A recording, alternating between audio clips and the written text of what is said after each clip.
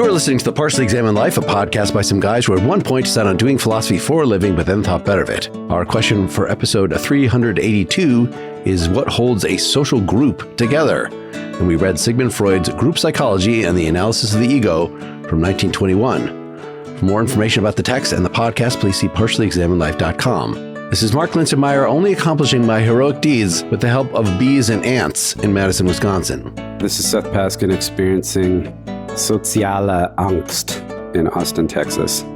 This is Wes Alwan converging on his ego ideal in Cambridge, Massachusetts. And this is Dylan Casey dreading being provoked by danger or the cessation of emotional ties in Madison, Wisconsin. All right, so we talked recently in our Royce discussion about people bonding in groups and what makes us do that and what makes a legitimate group. And Freud seemed, right, at least that suggested to your mind this Freud book, Wes, that you had read before more than once. Yeah, and I was thinking in particular about something relevant to politics of our times. And I took this book to be in large part, even though it's in large part about why it is that groups can have such a negative effect on us, that they can lead us, for instance, to be disinhibited in certain ways, and meaning to be susceptible to our emotions and incapable of thinking, and then ultimately capable of great crimes at the group level that we might not be engaged in at the individual level. Why is our conscience so compromised by groups? And so Freud will take a lot of, many various of his theories and try to apply them to that question. And then, of course, in the course of that, he's going to try to say, well, what is it that binds groups together psychologically? How do we apply individual psychology to derive group psychology out of it, which is something he doesn't think his predecessors, preceding theorists, have done. And by contrast, what causes groups to become disinhibited? What's happening in individuals and how are they affected by the larger group? I think it's very timely, like you said, Wes, and I wasn't on the Royce episode, but thinking about how we interact as groups, to me, I don't remember reading it. I don't remember if we reread it at St. John's, but I had not read it before. I found myself having to work pretty hard to understand the conclusion of the observation. So I'm going to be interested in talking about it. This topic is very relevant to me right now, just in thinking about the thoughts I'm having about how consciousness functions and people are prone to destruction and so forth. And so, I've been thinking about it in terms of individuals and self-consciousness. But this is a very interesting, I like the whole concept of the group, a kind of a group experience, or the way that groups function to, is it to create the situations where this is possible, or to amplify, or to enable? I think the conclusion here is right that to some extent it's about really enabling something that's already latent in human beings. But I just, for the topic and the thesis here are like really resonated with me. It's just in the first, like I said, the first, maybe third to a half of the book, it's very clear what the problem statement is. He summarizes some other thinkers, but when he, as Wes says, is kind of trying to put it all together with all these other elements of his theory, then it became a lot harder to follow, and just trying to hold on to the thread, like Dylan said, of like, okay, how do we bring this home? How is all this going to help us understand and explain the group psychology aspect? But I enjoyed reading it for sure. So I think, in the spirit of Mark, we should give the answer to the test before we, at the beginning, right? Or what I think it is. And I expect you guys to differ on this to some degree. But what I take the overall gist of the book to be is that he wants to incorporate the idea of a group leader. And to say that a group leader, and that could be, it doesn't have to be an actual person. It could just be a leading idea is what he calls it, or an ideal, right? And so it could be a nationalist ideal, for instance. But the leader of the group is important to its composition. And whether it's cohesive or whether it disintegrates, the leader of the group is important to the relationships between group members. And most significantly, the leader can replace the conscience of individual group members. Freud is using the phrase ego ideal at this point, which he later starts to use the word superego. But an important part of the superego, right, is just conscience, these sorts of prohibitions, but also our idealized selves, what we think we would like to be ultimately. And why does conscience go away in certain circumstances? Why do groups become disinhibited and do terrible things? Because in a way they outsource their conscience to the leader and in a way to the group as a whole. So the dictates of the leader can be acted upon as if they are moral dictates. And of course, we see this in politics all the time, sort of nastiest sorts of views. People, it's not just like people give in to them like they're giving in to some temptation. Ooh, well, I know I shouldn't. But they're really gung-ho about their terrible objectives. So we can see, and in some ways, I was thinking of linking with this, the love of lawlessness, the mobocracy, which I think we're seeing a bit of in our country right now. This, in a way, is an explanation of that possibility within human beings. And it depends ultimately on his theory of the ego ideal or the superego. So I'm not going to keep bringing up Royce here, but just to Except you are. ground, right. Apart from this instance, I think, though, Seth, what you were saying about Royce being scary, I think is because you were sort of seeing some of what Freud is saying into it, that Royce was giving an aspirational saying, I'm actually only talking about certain kinds of communities that are founded on loyalty, that involve the whole self, not, dumbing yourself down to enter into this, but like that your loyalty, your willingness, your willing participation harnesses you as a whole being and puts you in the mindset of this. And Freud, he does see himself as arguing against his immediate predecessors who were focused on crowds as dumbing everyone down and making everyone evil, right? That you instantly get your pitchforks and go, it's a mob mentality. Isn't the German here in the title like crowd psychology, Wes, or am I wrong about that? What is the German? I don't remember. I thought I saw in the very beginning a footnote to the point of, I see the Le Bon thing he talks about is the crowd, a study of the popular mind. Massenpsychology. Massenpsychology. Yeah, so mass psychology or something like that. In any case, the people he's immediately he starts sort of with a little literature review, and he's responding to people who are specifically concerned about dumb crowds, like the opposite of what Royce was arguing for. And so Freud is like, actually, a crowd can improve the ethics. It seldom improves the intellect. Maybe if it's organized in a certain way and people are actually given the chance to do like a scientific society or something. So he kind of considers some overlapping things to what Royce is looking at, but overall he's still concerned with, and what he gets down to, what binds people together, right, is you are surrendering something. As Wes just said, you are, instead of your own conscience, you're letting the leader or the ideal of the group take over. And I think that is exactly what happens in this super group that Royce was talking about, but he sees it, at least, the one that he's interested in, this Christian community that's going to take over the world, as wonderful, because this ego ideal has such superior ethics to us, right? The example of Jesus is so wonderful. Whereas Freud is going to look at that same thing as it actually occurs in the world, not as St. Paul hopes it would eventually occur, and seems to see it as certainly counter-individualistic. At the very least, it's not, as Royce says, that the whole individual in a second naivete post is not just fitting through the small door that will allow him into the crowd, but is bringing his whole self.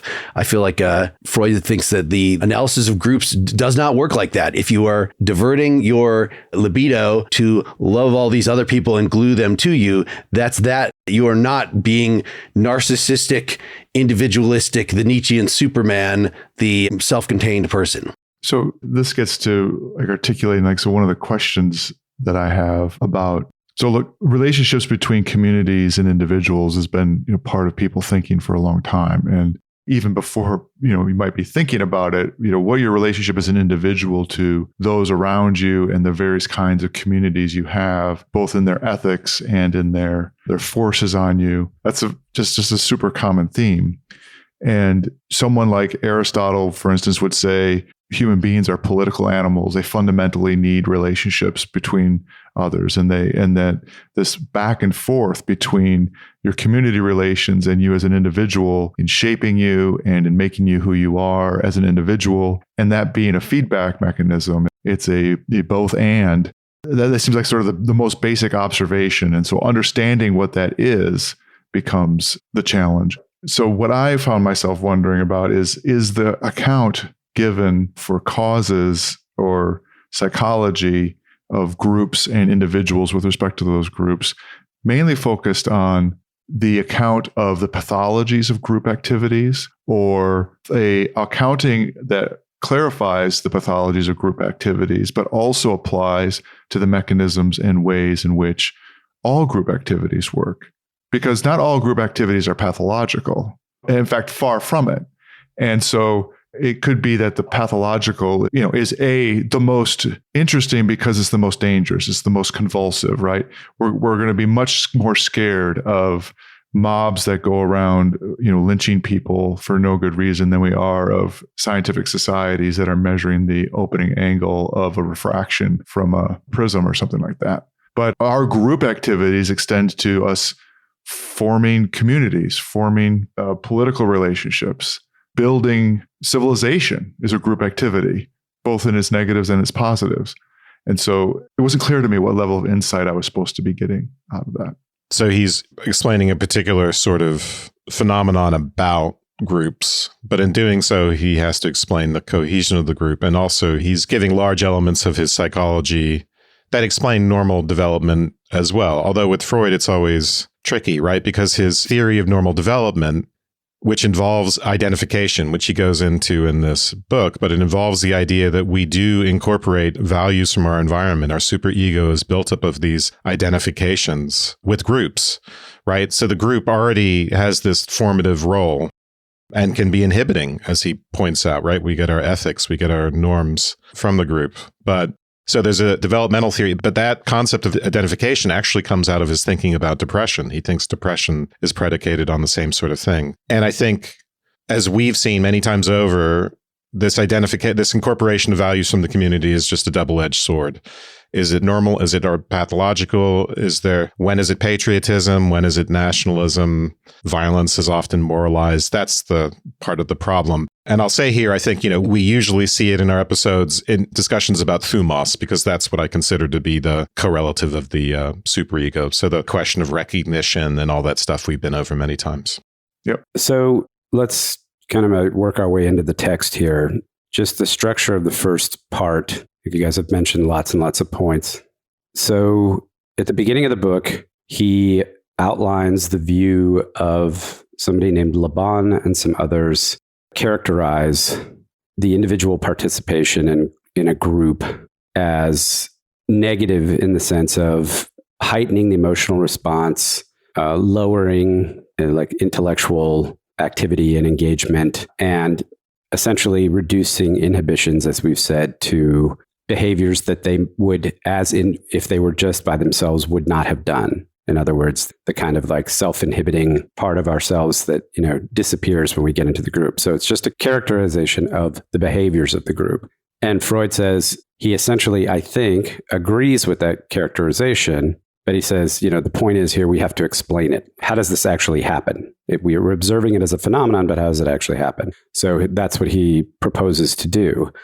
But then again, the first thing that he sort of brings up is they are focusing on just a very, very small or a subsegment of groups, namely mobs, right? Revolutionary, spontaneous groups, things like that. And so he says, we'll have to look at other types of groups as well. And so I think first thing I just wanted to establish is it agreed that he agrees more or less with Le Bon's characterization of the individual in a group, at least with respect to these mob-like, or I don't remember what the term was, spontaneous groups, I think. Yeah, I think he does, although importantly, and this is pages 10 to 14, right? So Le Bon wants to explain, part of the problem is to explain why groups can have this disinhibiting effect on individuals.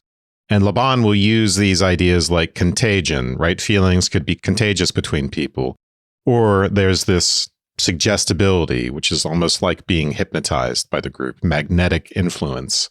And Freud says, okay, but that's not good enough. We need to explain what contagion or suggestibility actually are. What is it in the individual mind that would make them susceptible to that from a group? Because we know in individual situations, yes, we might be contaged by someone, but we might also just naturally resist it. They're in a good mood. It might put me in a good mood, but it also might be say, screw them. I'm not in a good mood. I might react against the suggestion.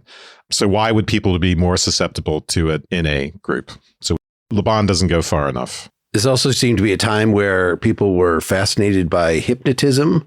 So there's the question of like, well, can we explain a suggestion by hypnotism, or do we in turn have to explain hypnotism by suggestion? Like, is there, which one of these, if either, is a raw, inexplicable thing? And as you've said, Wes, the solution ends up being neither one is basic. It has everything to do with identifications of the ego and how we see ourselves, how we split ourselves up into pieces and have one part fight the other part. So the superego, the ego ideal, ends up being one part of the ego that branches off. We have all these just basic Freudian dynamics of, well, I start out all narcissistic, but then I love an object and I put that narcissism on the object. So just the way that the libido moves around from object back to subject, back to object again, and splits the subject in half, makes part of it an object, identifies with something, so we're definitely, to get to his final answer, you have to go deep into what makes Freud, especially Freud. Whereas he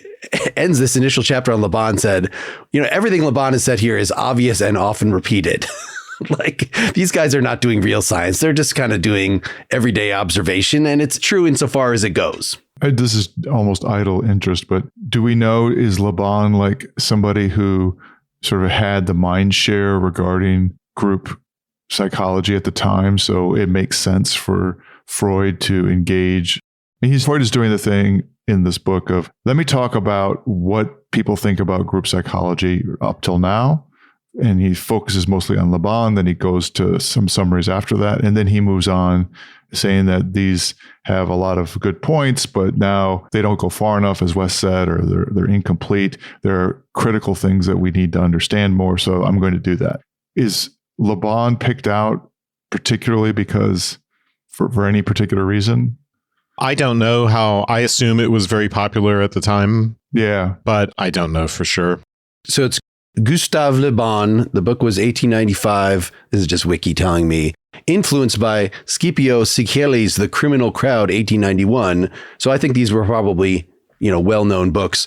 Influenced not only Freud, but also Mein Kampf. Interesting.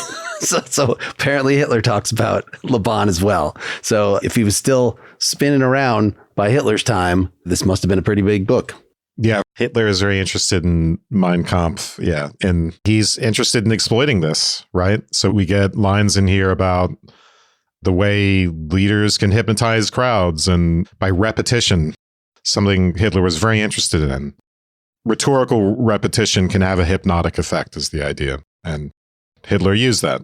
Yeah. From Hitler's point of view, a book like this is like a how-to for public rhetoric to get people to do what you want. Yeah, exactly. It can be. And which is interesting because we will, at some point, we'll probably talk about, well, what is inhibited versus disinhibited crowd, right? We're going to get to organized groups like the church and the army and what's going on in the army. It's supposed to be organized and restrained, but then also it can be the tool of, often it can be doing things as disinhibited as well, or its acts can be horrible, horrific, and involve in atrocities against civilians and all that. So people lose their conscience in a way, can lose their conscience in the context of war, even though they could be very disciplined about it in their unit, so to speak. Yeah, so all this seems to get to, like, what are the ways in which we, in doing our actions, are we making choices about those actions that we effectively take responsibility for? Like, we own them ourselves, or in what variety of mechanisms, and these seem to be some of them, do we take actions that we basically offload the decision-making about them? I guess a related question is Freud, in reporting this, saying, this is something that we all do. We all get into crowds. We all, are at public speaking events. We all act in organizations. And so this is something, or is it, these rubes that pick up their torches, this is how they are corrupted by a strong leader. Whereas we, once you retract and take the scientific point of view, then you're just not going to be subject to this anymore. I don't know from personal experience because I don't get disinhibited in crowds. Not capable. I don't go to a rock concert and feel less inhibited even after a few drinks. But yeah, are we all? I mean, do any of you have the experience of getting riled up at a political speech or some other? No, I was just thinking about this earlier. I seem to have been born with the no join gene. Like I'm naturally hostile I just physically and spiritually and mentally react negatively whenever I'm in a situation. Like even if violent physical reaction, like when religious people, come to your door, just the mere thought that you're even going to try to talk to me about this upsets me. Even like when religious people approach you on the street or come to your front door, like I just have a violent physical reaction, like to even projecting into the future the idea that they would want me to be a part of who they are. It's like physically revolting. I think we got the gist of that. Yeah. But isn't being a fan part of this whole thing? Like being delighted at how the point guard on your kids' basketball team had a great game and everybody's just swept up in the enthusiasm for how awesome the game is going. And it's the kids on your side. And part of that delight is the delight that comes from witnessing that and being part of that group. It's the same kind of thing. Right? Especially if you're like a European soccer fan and then you can riot. But just kidding. But the other. So I'm going to keep emphasizing this, that yes, no, there are definitely that. All of these negative things that totally, but I'm going to keep emphasizing that all of the things about how we come together to rescue each other in the face of disaster and how we stick together tribulation and how we sacrifice ourselves for the greater good also are part of this. And now a word from our sponsor. Let's talk about something we don't think about enough, our identity. Between data breaches, online scams, and stolen credentials, protecting your personal information has never been more important. That's why I want to tell you about NordProtect, an all-in-one identity theft protection service built by cybersecurity experts to help keep your identity safe around the clock. NordProtect works quietly in the background with 24/7 dark web monitoring, scanning for exposed emails, phone numbers, and even social security numbers, and alerting you the moment something shows up.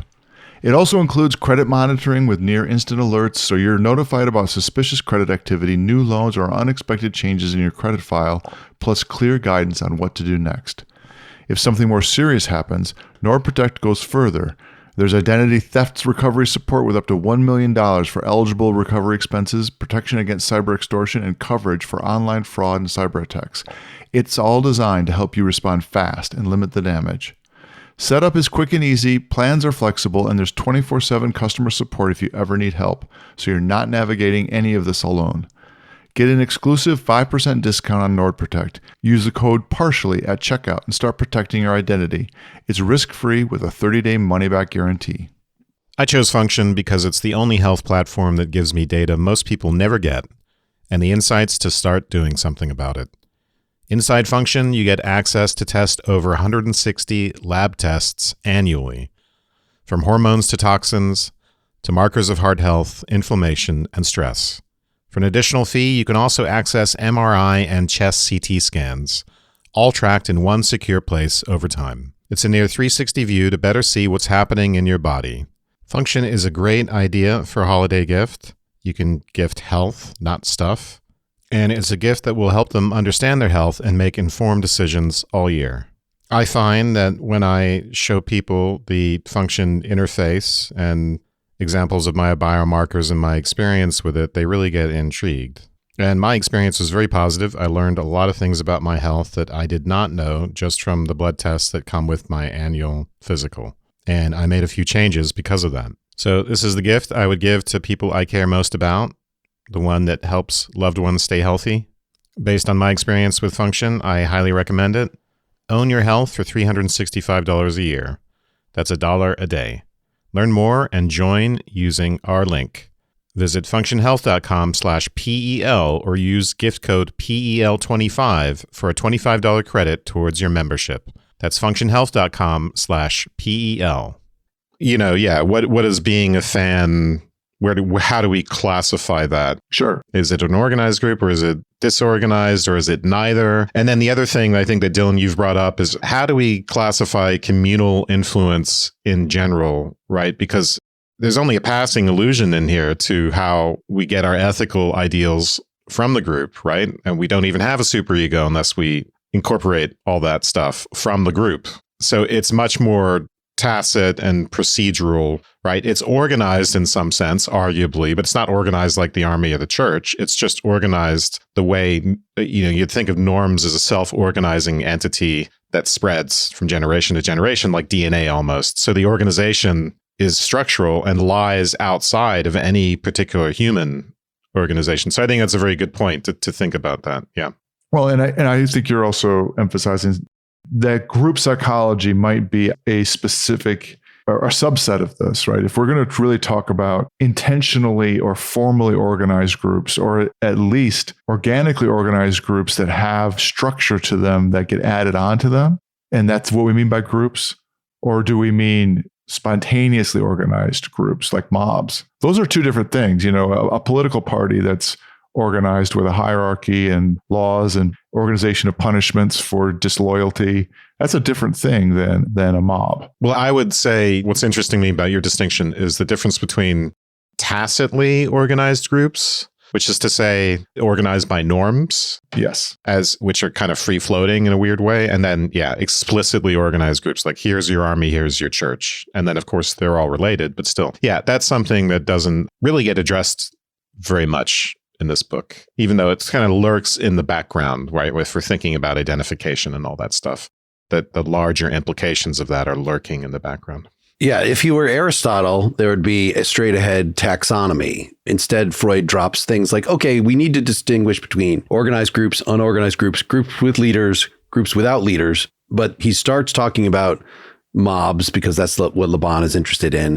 And he ends the book seemingly like he brings it back to compared to the church and the armies, but it is an explanation that fundamentally applies to mobs.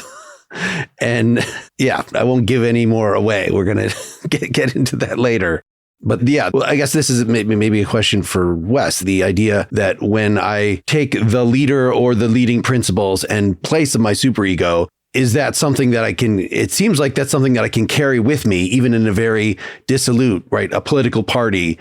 They don't even all know each other. They don't get together. It's not just, a bunch of people coming together on a street one day. It is something that can be a life mission, a community in Royce's sense. The very existence of time gaps between, when the group would be exerting it seems like it introduces an opportunity for self-reflection that is not there in a mob. So it seems like the groups of the moment would be more stable, at least for that moment, because people are being swept up. Whereas, the Communist Party in general, like, yes, people are, I guess, so I'm connecting like a fanatic to somebody that's just in a group at that moment, which they're with their pitchfork, like that you'd have to have that sort of level of mania. And most groups do not inspire that level of mania. So maybe they're not acting as true groups, right? Because I'm not accepting just because, we're all members of the Royce Society. Apparently that is a real thing. Doesn't mean that we have accepted any sort of substitution of Royce as a leader for their own superego. They're just an interest group. So there are plenty of kinds of groups that have bylaws or, that do not fall into this group psychology whatsoever. I mean, one good question here is, what does it mean to belong to a political party, especially if that party has become quasi-criminal? Not to get too political here, like the Nazis, let's say, or maybe other things going on right now. But if a party has become essentially vicious in its tendencies and is engaged in very destructive acts, and I am a gung-ho party member, what does that mean? I might, the love of the leader and the fascination with the leader, especially if he's a strong man, might play a big part in that. But then there are also out-group dynamics, right? Those damn liberals, or there's just leading ideals like family and traditional family values or something like that. That could be a leading idea that replaces the capacity to think. I think this is the way Hannah Arendt would put it. It becomes unthinking. It's just like that. You can call it an idea or an ideal, but it's not really a thought. It's just like a leader. It's just the slogan with which I become fascinated. And so, yeah, I'm not out with a pitchfork necessarily, but I might be scrolling social media, getting off on ICE officers brutalizing people, or I might be walking down the street in Germany. Even in 1933, there's a very good novel called Goodbye to Berlin. It's more like a memoir by Christopher Isherwood, who's an Englishman in Germany at the time when Hitler is rising. And, he's seeing things on the street. And some people are resisting and, mistreatment of Jews. And some people are resisting and standing up, but there are people who see it and they're gratified. So they don't have the pitchfork necessarily, but they have a pitchfork mentality. Is that a better band name or an album name? I'm trying to think. Pitchfork mentality. Pitchfork mentality. Probably neither. That is pretty good. A podcast name. That's a good podcast name. Yeah. I was a little wrong that Freud was saying in contradistinction to Le Bon that a group can raise your ethical level. He says, even Le Bon admits this, right? Le Bon is mostly saying groups make you dumber. They make you, certainly, they're not open to subtle turns of logic, right? If you're giving a speech to a group, it has to be a very simple, and groups, they'll turn on a dime based on, what the speech giver is propounding. They demand illusions. They have a thirst for obedience. But if the speaker is, say, emphasizing compassion or something and wants you to sympathize with this, like, look at this, this person who is brutalized by this. Granted, that example that is often used in politics might be used to rouse up hatred against somebody else, but it could be a positive moral thing, like a sense of moral outrage, I guess. Maybe that's a question that even when supposedly the standards are being raised, right? I've adopted the group leader as a substitute for my superego. Maybe the group leader actually is objectively has more of a conscience than I do.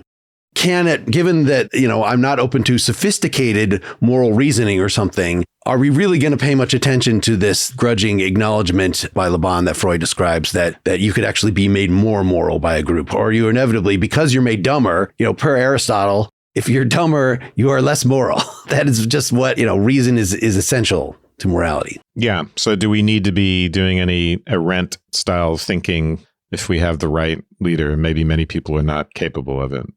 So if we have a Churchill who inspires us with his Churchill rhetoric to do the right thing as a society, then maybe that's the best we can hope for. Is that the idea? Well, it makes me think a lot about habit and about how that part of the development of habit, that's good is it allows us to offload choices all the time.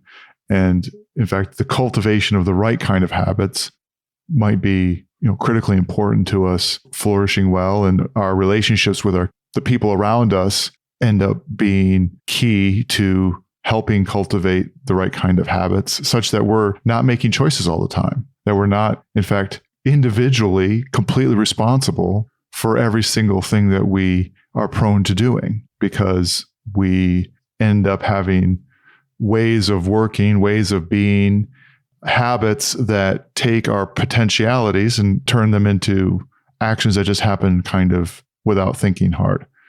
And so we have this capability and maybe even this desirability to offload decisions at every moment of every day, just to go through actions.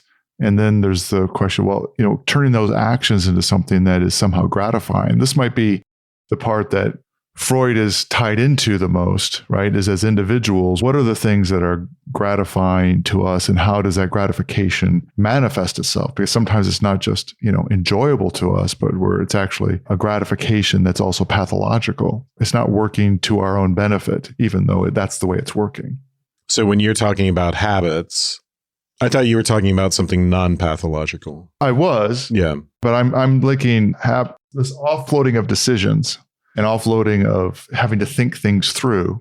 It might be just analogical. It might not be exactly the same thing, but it does make me think that because there's a psychology deeply involved in habit formation, and makes me want to link up our tendencies to just not want to think things through all the time. Yeah, I mean, you had me just thinking about norms again, right? So habit, in Aristotle, virtues just are these dispositional qualities that we have, these states within us that are more permanent and they're habitual. And Freud, identification is just that process by which we build up these virtue states, right? Character. Yes. Which is what the superego is.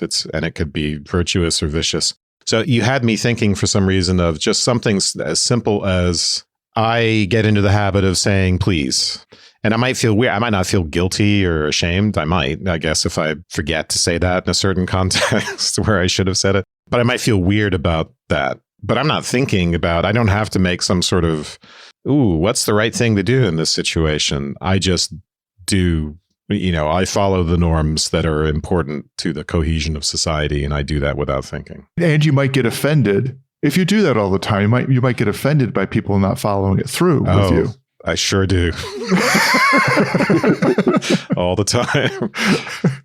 That's when the pitchfork comes out. Exactly. We're making a connection in some of these comments here between the sort of offloading of the superego that Freud is talking about and the offloading about matters of fact and maybe matters of ethical judgment that we do by necessity all the time, that we've said is actually rational. And that if you say, no, I must prove to myself, that vaccines work or don't work or whatever, like you're not going to be able to do that. You're not in a position to do that. So what is it to be humble in this area? Is it to take the word of experts, or is it to say, oh, well, you claim vaccines cause autism or ivermectin works? Who am I to say? I'm not a scientist in this area, so I really shouldn't even have an opinion. Yeah. See, this is where this whole thing leads up to. Leadership matters. And, whether I think about the leadership of groups that are explicitly formed or tacitly formed, or even to think about cultivation of parent-child relations or the relations of the seniors in a group versus the novices in a group, the cultivation of those leaders' actions and whether they cultivate, say, excellences that are associated with the group dynamic as a whole, for the benefit of the individuals, or whether they are not, that seems to me like just a key thing.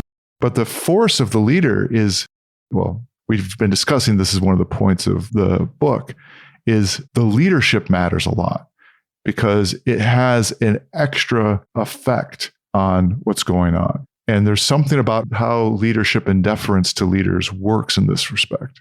And I think the leader we should expand this so it can be, it doesn't just have to be a person or an idea. It could be a process. It could be the discursive process as a whole, as I think this is what Mill in a way is arguing for and on liberty. The discussion itself should be the leader. So Mark, you're thinking about testimony and its role in knowledge. And I think that's a good advertisement for some future testimony episode that I've long wanted to do, because I think it's a relationship to experts and expertise, and their testimony is actually complicated. Just by virtue of having credentials, they don't necessarily become the leader or the right leader. We do evaluate testimony even from experts, and we have important psychological resources for doing that.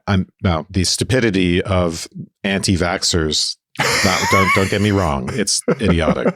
And it represents a fundamental misconception of our relationship to testimony. They go to this opposite extreme, and they don't have the tools, psychological tools, to be good evaluators of who's the authority and who isn't. But yeah, this is still a question about who's the leader.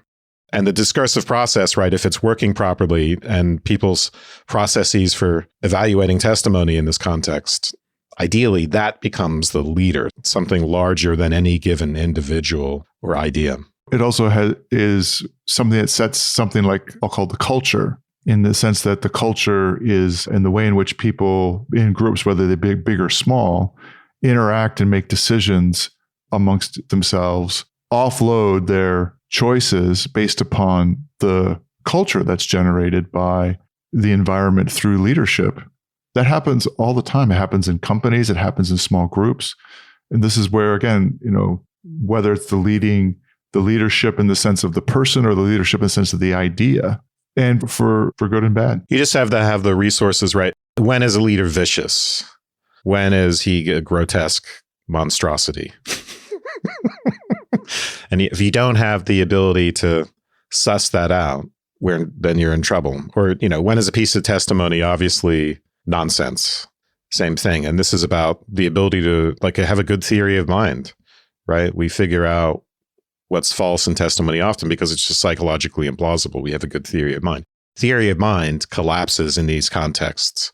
So that's another example, I think, from Mark, where, the this like disorganization on the down low, where it's not necessarily people out with pitchforks, but something is happening that's mob-like in the individual psyche, the collapse of their capacity for thinking. And thinking may not be, oh, I got a reason about what's the right thing to do. But it could just be something as simple as people having compromised resources for evaluating who the right leader should be, or what's plausible testimony and what isn't.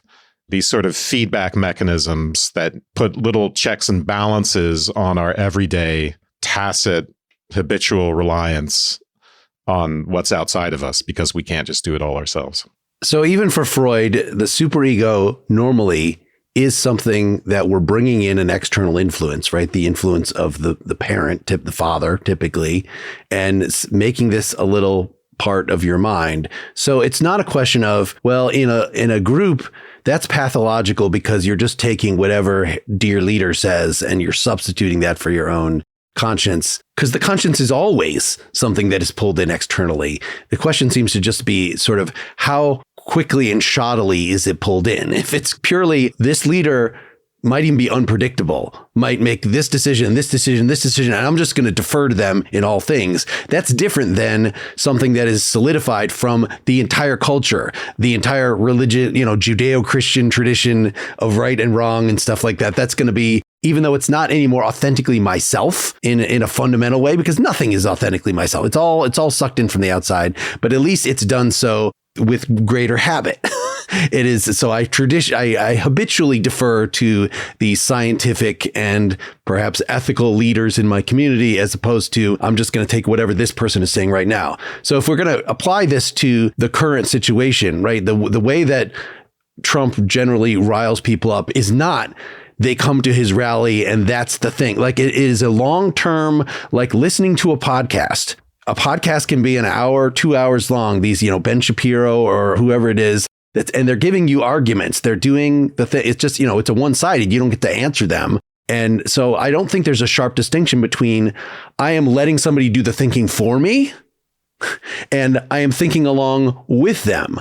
Like, that's what we do in university lectures. The smart person is talking to you and you are learning how to think by thinking along with them. And maybe you're like, wait a second, I don't agree with that. Maybe you run off and write your own your own treatise in contradistinction between this. But usually, like, the way that we're able to do what we're able to do in this podcast is because we all had educations where we were walked through the steps and sort of participated in that. So it just seems a matter of degree. You could say that somebody who's an academic is too much of a Freudian or too much of a, because they're sort of, not because they, Freud does their thinking for them, but because their thinking has been trained along Freudian lines. And so what is the difference between that and now somebody that is, I don't want to say that they're just a sheep. Like, they think all the time, but their thinking has been trained by listening to Rush Limbaugh or whatever the thing is. Wow, I feel like I'm getting compared as a psychoanalyst to Trump supporters. Am I a sheep for being too influenced by psychoanalysis? Again, I'm not saying you specifically, but go ahead, Seth. Well, I want to at least question, if not take issue with that characterization you just made, Marcus. He says explicitly, once you sacrifice, once you trade your ego ideal for the leader, that you just don't care about truth and falsity don't matter. That it's not about training your intellect and buying into the arguments or being inculcated in some way. It's about being swept up in the emotion, and that, in fact, you're like heightened, that you have a heightened sensitivity, and it's important that be a characteristic, this heightened emotional sensitivity, because the leader is going to try to evoke an emotional reaction in you. It's not going to make an argument and try to convince you. It's going to evoke an emotional reaction. And in your heightened state, the key is that heightened emotional state makes you more prone to action. And the goal of the group is to take action. So I'm not sure the analogy that you mentioned holds, but that doesn't mean that what you're talking about isn't a valid and probably neglected piece of this, right? If there's such a thing as an artificial group and then there are these spontaneous groups, then there has to be something that's like an informal group, something where you, like, I'm an Austinite. What does that mean? That doesn't meet McKellen's or Magellan's, whatever the guy's name was, 5 criteria for what constitutes a group. McDougall, right? McDougall. No, one of the people Freud is... Seth, it means you keep things weird. It's clear what it means to be. Yes, exactly. And keep things weird. So anyway, you get my point, is that I think we've already established that there are probably other forms of organizations and groups than are mentioned in the text. But I am interested in pushing a little harder on like the whole concept of a leaderless group, because he kind of mentions it and teases it, and then we don't really get into it and how that could possibly work. But we haven't even talked about the mechanism for how the leader does what we said, the substitution for the replacement of the ego ideal with the object. Is that the right way to say it, Wes? Yep. Yeah, we could get into some of the more specific psychological mechanisms in the next part if you guys want to. Yeah, I think that sounds good. We've free-forming about groups. We'll get it really into Freud's language and his way of analyzing this, as opposed to just what he's quoting and to some extent agreeing with from Le Bon. Come back next week, get part 2 of this discussion, or go to partiallyexaminedlife.com/support to get it right now. Thanks. Thank you.